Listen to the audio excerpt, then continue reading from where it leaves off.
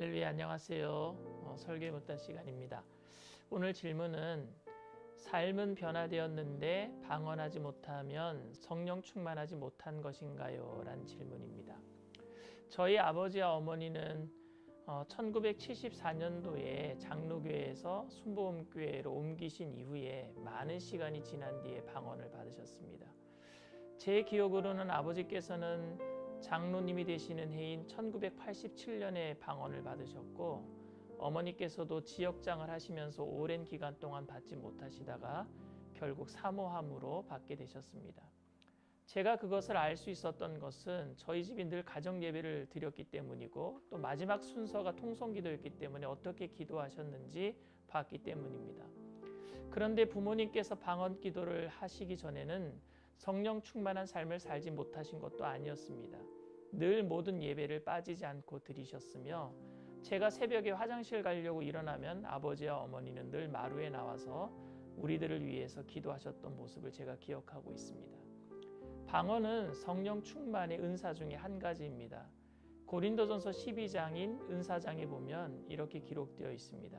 고린도전서 12장 27절 28절 말씀입니다. 너희는 그리스도의 몸이요 지체의 각 부분이라. 하나님이 교회 중에 몇을 세우셨으니 첫째는 사도요, 둘째는 선지자요, 셋째는 교사요, 그 다음은 능력을 행하는 자요, 그 다음은 병 고치는 은사와 서로 돕는 것과 다스리는 것과 각종 방언을 말하는 것이라. 고린도전서 12장 은사장에서는 사도, 선지자, 교사, 능력을 행하는 자, 병 고치는 은사, 서로 돕는 은사, 다스리는 은사, 각종 방언을 말하는 은사, 이렇게 8가지를 말하고 있습니다. 그러면서 사도 바울은 또 이렇게 이야기를 합니다. 고린도전서 12장 29절에서 31절 말씀입니다. 다 사도이겠느냐? 다 선지자이겠느냐? 다 교사이겠느냐? 다 능력을 행하는 자이겠느냐? 다 병 고치는 은사를 가진 자이겠느냐? 다 방언을 말하는 자이겠느냐? 다 통역하는 자이겠느냐? 너희는 더 큰 은사를 사모하라. 내가 또한 가장 좋은 길을 너희에게 보이리라. 모두가 다 똑같은 은사를 받을 수 없다라는 것입니다. 그런데 사도 바울은 은사를 사모하는 고린도 교인들에게 가장 큰 은사가 있다고 31절에 말하고 있습니다.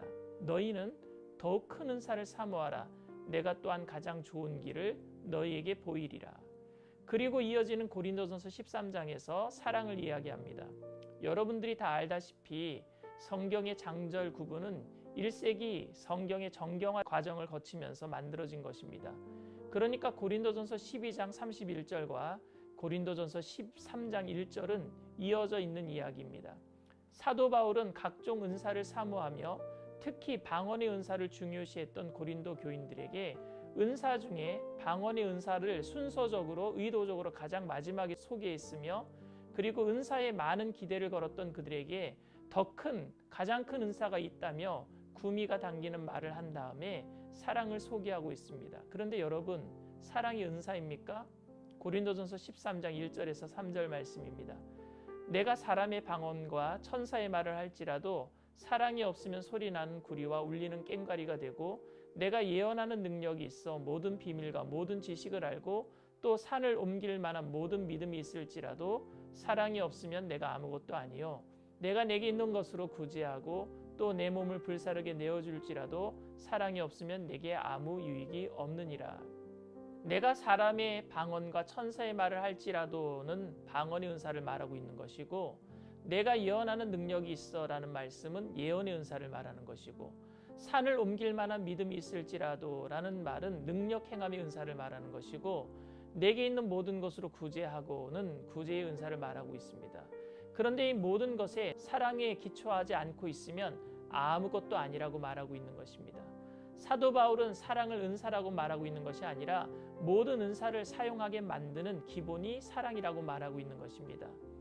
단지 우리 교회가 방언을 강조하는 것은 성령 충만의 외적 표현이 방언이기 때문입니다. 사도행전에서 4번의 성령 충만 사건이 기록되어 있는데, 사도행전 2장의 마가다락방 성령 충만 사건, 사도행전 8장의 사마리아 지방에 임한 성령 충만 사건, 사도행전 10장의 고넬료 가정의 성령 충만 사건, 사도행전 19장의 에베소 교회의 성령 충만 사건에서 우리는 모두 알 수 있듯이 방언이 임한 것을 알 수 있습니다. 그래서 이것을 성령 충만 사건을 체험할 때 나타나는 표적 방언이라고 말합니다.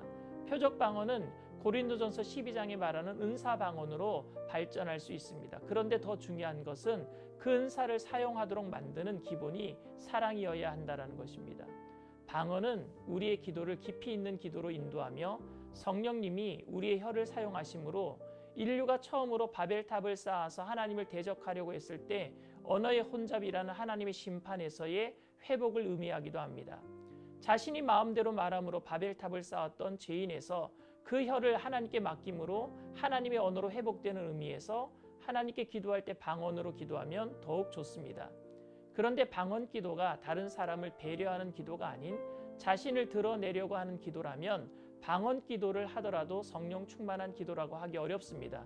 그래서 사도 바울은 이런 말까지 했습니다. 고린도전서 14장 18절에서 19절 말씀입니다. 내가 너희 모든 사람보다 방언을 더 말함으로 하나님께 감사하노라. 그러나 교회에서 내가 남을 가르치기 위하여 깨달은 마음으로 5마디 말을 하는 것이 1만 마디 방언으로 말하는 것보다 나으니라. 저는 청년 여러분들이 모두 방언으로 기도하기를 바랍니다. 그 방언 기도는 사랑으로 예수님의 덕을 세우는 기도여야 합니다. 성령 충만은 방언이 표적으로 나타나지만 방언이 성령 충만의 목적이 아니라 예수님의 덕을 나타내는 것이 목적임을 잊지 말아야 합니다. 그리고 방언의 은사 외에 다른 은사도 예수님의 덕을 나타내는 것이 목적이며 모든 은사는 다 중요하다는 사실을 우리는 알아야 합니다. 그리고 성령의 은사의 목적은 성령의 열매를 맺기 위함입니다. 성령의 열매는 즉 예수님의 성품입니다.